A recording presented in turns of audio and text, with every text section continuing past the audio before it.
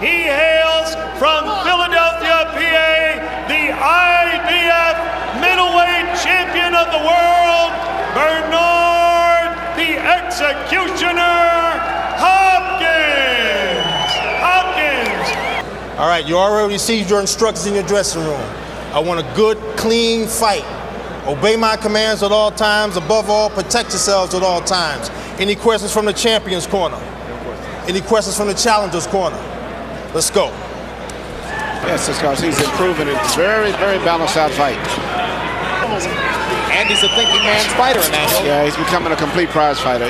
Joey Giardello was born in Brooklyn. Bernard pays attention to detail. Yes, he does. Joey Giardello. High work rate. Said that he would be able to throw about 90 punches around. Strangely, Hopkins is the aggressive fighter. Well, he's trying to pace himself because in the second half of that fight. It was not a legal punch. It didn't count as a knockdown, but Hopkins was rocked. Oh, stop.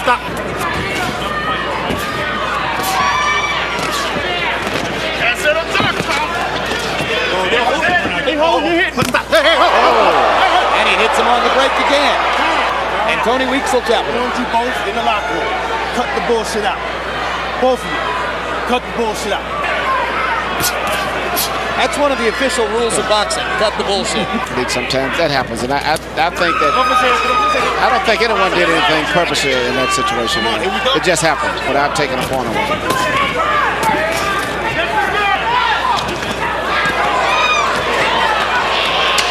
Hopkins lands a right hand across the top. It backs Echols back up. Now Echols begins to brawl, and Hopkins, more accurate, bangs him into the ropes with a chopping right hand inside. And they're still swinging after the bell. Let's see what happened when they got into this tussle. Now that's pretty nifty from Davenport, Iowa. He took a shot at Hopkins, and Hopkins, like a Philadelphia fighter, took a shot right back at him. A beautiful little minor league ballpark right by the river. I think Echols is trying to step it up a little bit now. He realized he's giving too much respect to Hopkins. But as if he's going into a clinch and then to throw an effective punch. A Canadian challenger named Sid Vanderpool was a messy, foul-filled affair. And this one promises more of the same. A punch to the back of the head. Echols goes down. I didn't think he hit him that hard. It didn't seem like he hit him that hard to me. But nevertheless, it could have been a punch that he didn't see, as he was relaxed. He thought it was in a clinch. That was a definite foul, however, and I'm just wondering what the consequences could be here. Here we go. Time in. I mean, I would give him 5 minutes. He doesn't take a point, and he didn't ask the guy if he wants to continue. He just said time in. I would have said to the guy, you want 5 minutes to, You know, and I think maybe the reason for that, the continuation of it. Or I think he might have thought that Echols turned his back on the punch and therefore put himself in position to get hit in the back of the head. If it ends up getting into a brawl, I'm quite sure that Hopkins is going to have the advantage of that coming from Philadelphia. Has taken a lot of flack from boxing insiders in the last week for what was perceived as sloppy handling of David Reed's win. Well, he's in a rough situation tonight. What looks as though it's going to be an awkward battle. Hopkins lands a right hand.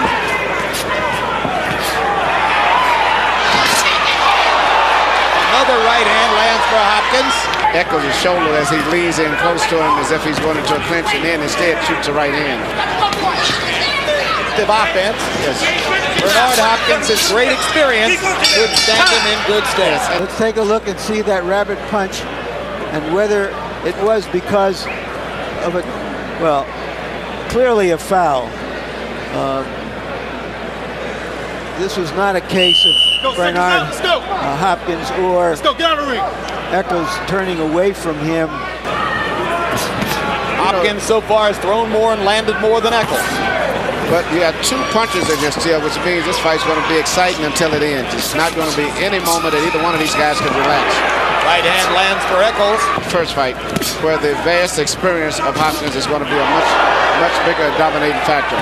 There's that sneaky right hand you talked about, Emmanuel. He's going to continue to keep shooting the short right hand over the shoulder.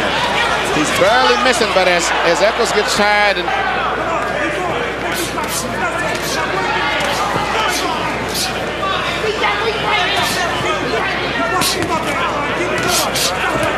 good quick left by Hopkins, and he makes Echols miss. no one can make a mistake in whether it's in a clinch or whether it's at long range. Both guys are punching active punches, a lot of power, because he's had the amount of experience, whereas once he gets tired, that he can fight off of his experience. Whereas Hopkins will do things instinctively, I think. Hopkins with 40 fights. Yeah, 40 fights, most of them at the championship level. Yes. Well, he'd have to have been a much better fighter than this. And what he's accomplished, you know, coming from Iowa, I think, is basically a lot because of natural talent and those amateur tournaments. There's nothing for him to spar with that was going to keep his tools sharp, so to say. Tony left Davenport, Iowa, moved to Southern California, trains with Joe Goosen. Michael Nunn. Michael Nunn, excuse me. Eventually, Nunn lost his middleweight title and was knocked out by James Tony. That's right. Nunn and Tony still fighting, incidentally. Yes. Now Echols is constantly turning his back into Hopkins. Stop punching. Inexperience. His inexperience is an amateur move. Echols has a skirt over his trunks. I believe it was Hector Camacho who first developed the skirt as a viable boxing garment. Harold, how do you have it so far? Okay, Jim, I got a 29-28, 2 rounds to 1. Bernard Hopkins. He easily won the first 2 rounds with a lot of clean punches. Echols just came out and jab, and Bernard waited. I don't know what he was doing in the third round. And I got to tell you something, in the brainstem, in the back of the head, the lower part of the brain or the upper part of the neck, it's absolutely very, very dangerous. It wasn't that hard a punch, but yes, it is dangerous to land one in that location. There was a terrific straight right hand by Hopkins. The right hands are starting to find their range now and refresh than Echols. Echols beginning to wing shots.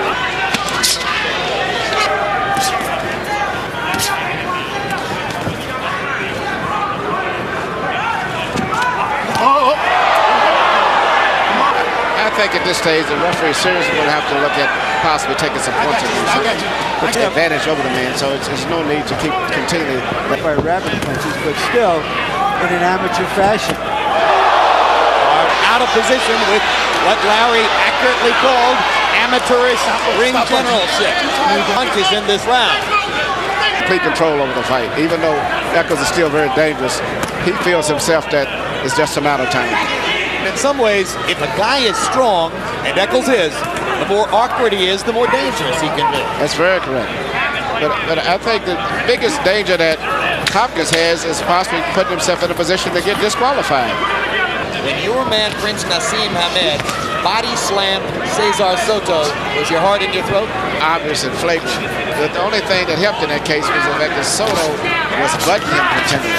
And you know, the referee, that's what made it look so bad. But in this case here, both guys are pretty good at countering when you miss with a right hand, particularly Hopkins. Even amid an extremely awkward fight. He's showing a lot of experience. See, that's what I'm saying. Echols threw a right hand and got countered with a right uppercut at the same time.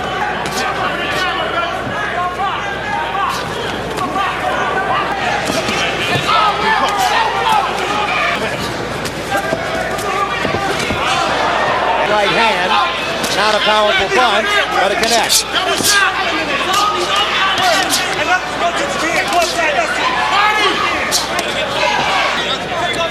Well, this is not pretty. You expect maybe Vargas Trinidad will be a prettier fight. Still exciting fight, but you can see the experience level, the championship rounds is beginning to show more for Hopkins. I think eventually, unless he gets got with one punch, that he'll eventually be able to knock out Echols. There, once again, it's a counter punch again. He's getting countered with right hands.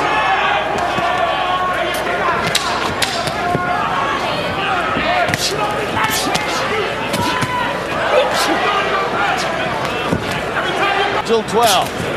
Bernard Hopkins, his streak of successful middleweight title defenses to 12.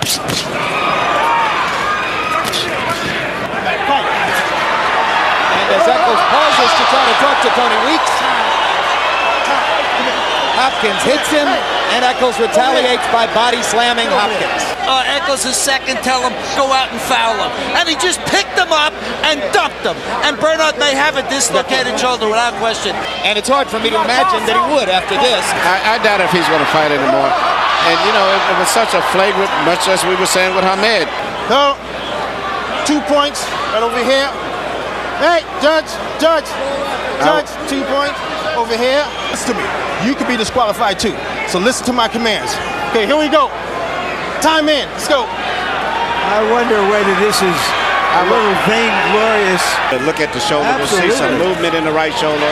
Because at this stage here, I don't know Bernard Hopkins hasn't thrown a right hand since he stood up. Harold Letterman, what else? The doctor did take a look at Hopkins. That was the female in the ring, right? So she let it go. But Tony Weeks called it an intentional foul for the intentional foul. If he's ahead, the fight's a draw, and Hopkins keeps the title. So if a round or two from now, if Hopkins says, you know what, my right shoulder's still, Hopkins chose to continue fighting Emmanuel because he figures he's well ahead on the scorecards anyway. And I don't think he was aware of I think he really is just upset. It's like he's going to say, okay, I'm going to show you what a display of boxing at this point in time, but sooner or later, the right hand is going to probably have to be a factor in the fight. Dr. Margaret Goodman asked Hopkins if he was okay. He said his shoulder was fine, and he wanted to fight. He has not thrown a right hand. Hopkins could go on and win the fight with one hand. Loses 2 points because of the intentional foul. But I totally agree with Larry Merchant because of the fact that Bernard Hopkins doesn't realize that if the fight is stopped, he can't lose his title. I think Larry's right. That comes from his anger at the system. He threw a right-hand punch. Yeah. Somehow the system will do him in if he doesn't fight his way out of this. I don't think he's educated or aware of the rules, actually, and what would be in effect in case the fight was stopped. Yeah, but he's supposed to have cornermen who do know the rules. He's throwing the right hand freely now. And looking all right doing it. There's a big left hand by Hopkins. And there's a right hand over the top by Echols, and Hopkins counters with the right again. He said they were hard men. Hard on the inside. And Bernard Hopkins is a hard man. This is a very impressive fight for him, I think, for the public. More right hands by Hopkins fall off. Echols throws Hopkins down. Hopkins looks at Tony Weeks.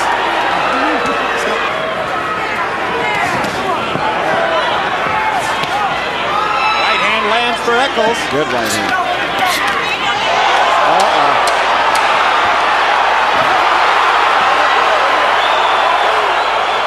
A knockdown for Hopkins. With the left hook.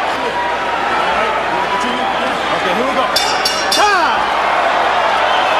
He's been using his left hand so much, suddenly the right comes in there, and it's followed by the left.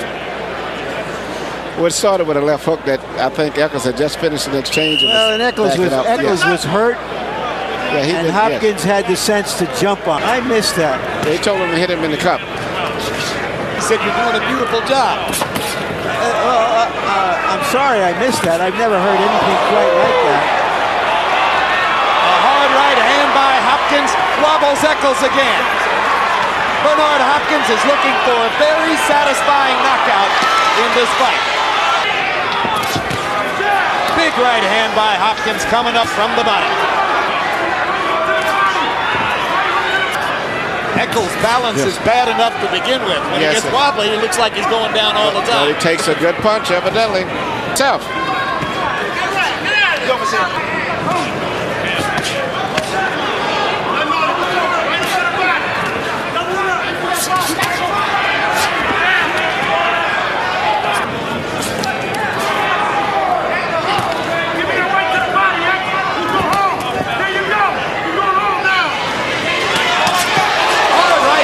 Echols countering off the ropes, but Hopkins just keeps coming. Discouraging thing that's happened to Echols in the fight. Both guys are still punching with tremendous firepower this late in the fight, especially at the pace that they're going, which is a little bit unusual. They don't like each other with the dance. They don't like each other.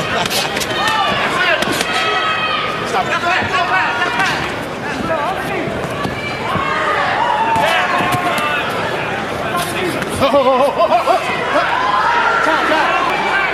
point, hold him behind the head. 1 point, hold him behind the head. 1 point, hold him behind the head. David Reed's battle with Karina Garcia and a lot of low blows. Reed had no idea what he was in store for tonight. This has been something.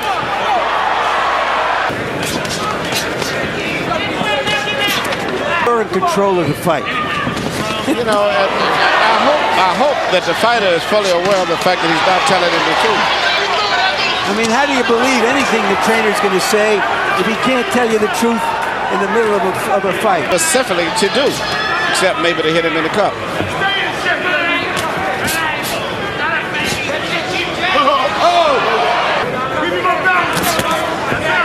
There's a pattern that has existed throughout the fight. But I think both guys have surprised me with their ability to take a punch.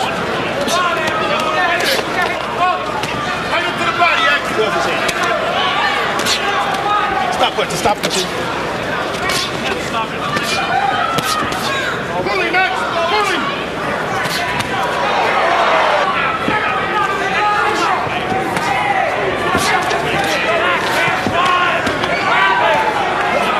So conceivably, 2 more instances of holding and hitting could cost him his title. That's possible. But the fact that he lost the point, he won the round, I believe, anyway, so that just meant that the round was a draw round.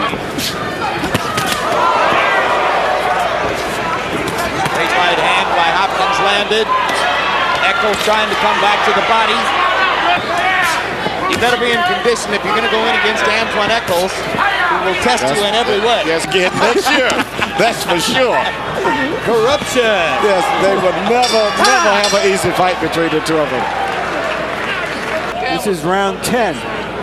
I like round 10. I really do. It's a famous and legendary round because he felt abandoned by Goosen when Joe brought Ben Tacky here for his fight on the undercard of Louis Tua. So he's with the men he's been with for a long time out of Davenport. Hey, Harold, how do you have it so far? Okay, Jim, in round 8, when Bernard Hopkins lost the point for holding behind the head, that became a 9-9 round because I thought Bernard Hopkins won the round, so he loses the point. So, 7-1, 1 even, 88-79, Bernard Hopkins. And look out, Echols is about to land in our laps. Now he goes to the other side. Kid Dynamite is getting blown up. Now, Echols is trying the same move that Hopkins has been using on him all night now. John L. Sullivan and Jake Kilrain fought the last bare knuckles prize fight in this country in 1888. Oh, no!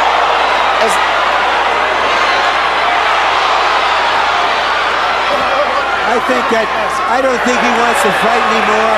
The referee did the exact right thing. He stopped fighting. He was looking for help from the referee, and Bernard Hopkins jumped him. Larry, here's another look at what happened at the end. Yeah, Echols looked like he was looking for help from the referee, and I just think he was dazed. He was confused. See, now, he wasn't protecting himself.